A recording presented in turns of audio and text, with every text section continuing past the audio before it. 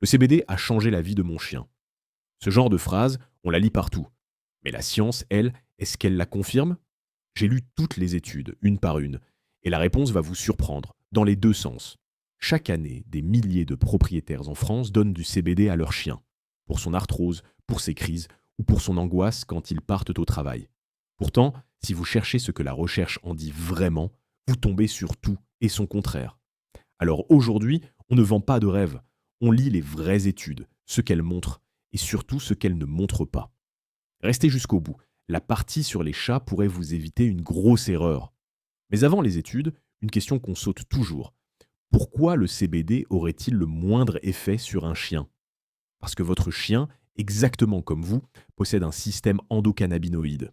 C'est un réseau de récepteurs répartis dans tout le corps, les CB1, surtout dans le cerveau et le système nerveux, et les CB2, plutôt du côté des cellules immunitaires. Ce système participe à réguler des choses aussi variées que l'appétit, la douleur ou le sommeil. Le CBD, lui, vient interagir avec ce réseau, de façon indirecte et encore mal comprise par les scientifiques. Retenez surtout ceci, ce n'est pas de la magie, c'est de la biologie. Et cette biologie, on la partage avec la plupart des mammifères. C'est précisément pour ça que des chercheurs se sont demandé si ce qu'on croit observer chez l'humain pouvait aussi valoir pour nos animaux. La réponse, on va le voir, tient en un mot, prudence. Commençons par l'étude la plus connue. En 2018, une équipe de l'université Cornell, aux États-Unis, s'est penchée sur des chiens souffrant d'arthrose. 16 chiens ont terminé l'essai. On leur a donné 2 mg de CBD par kilo, 2 fois par jour, pendant 4 semaines. Et le protocole était sérieux. Chaque chien a reçu, tour à tour, le CBD et un placebo, sans que les vétérinaires sachent lequel. Le résultat? Sur les grilles d'évaluation de la douleur remplies par les propriétaires, les chiens semblaient plus à l'aise et plus actifs pendant la phase CBD, avec une différence statistiquement solide. Alors, victoire? Pas si vite. Et c'est là que la rigueur compte. D'abord, 16 chiens, c'est très peu. Ensuite, l'étude était financée par un fabricant de produits CBD pour animaux. Ça ne l'invalide pas, mais ça oblige à la prudence. Et surtout, cette étude n'a jamais été reproduite à grande échelle. Un résultat encourageant, isolé, ce n'est pas une preuve établie. Détail important que les vidéos enthousiastes oublient souvent. Chez 9 chiens sur 16, on a observé une hausse d'une enzyme du foie, les phosphatases alcalines. On y reviendra, parce que ce signal revient dans presque toutes les études. Deuxième piste, tout aussi médiatisée, l'épilepsie. En 2019, une autre étude a suivi des chiens épileptiques, à qui on a ajouté du CBD par-dessus leur traitement habituel pendant 12 semaines. En médiane, la fréquence des crises a baissé d'environ 33% dans le groupe CBD. Ça a fait les gros titres.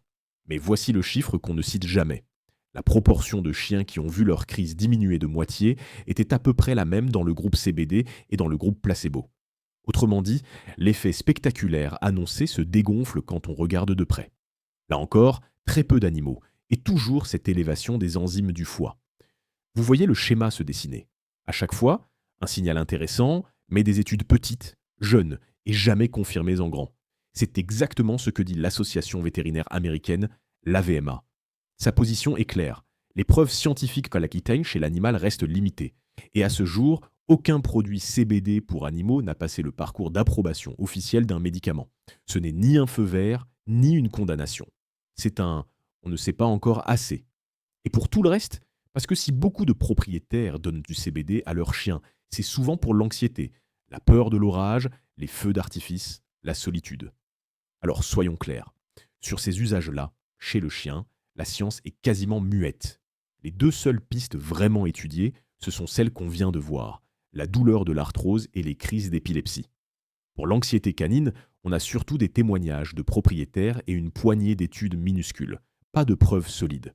Attention, ça ne veut pas dire que ça ne marche pas. Ça veut dire qu'on ne sait pas. Et c'est une nuance capitale, parce que c'est exactement là que le marketing s'engouffre, sur les usages où personne ne peut vous contredire, faute de données. Un vendeur qui vous promet un chien parfaitement zen grâce au CBD ne vous vend pas un fait. Il vous vend une hypothèse. Et si je peux me permettre, si vous aimez qu'on démonte les promesses au lieu de vous en vendre, lâchez un pouce bleu et abonnez-vous. Ça prend 1 seconde, et c'est exactement ce qui permet à une chaîne comme celle-ci d'exister.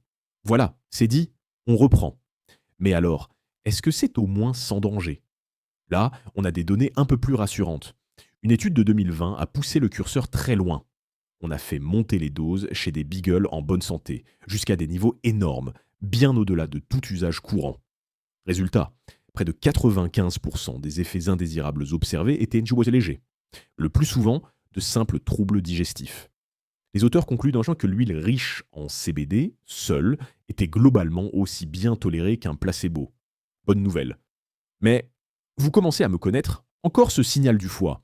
Chez certains chiens, les enzymes hépatiques ont grimpé avant de revenir à la normale une semaine plus tard.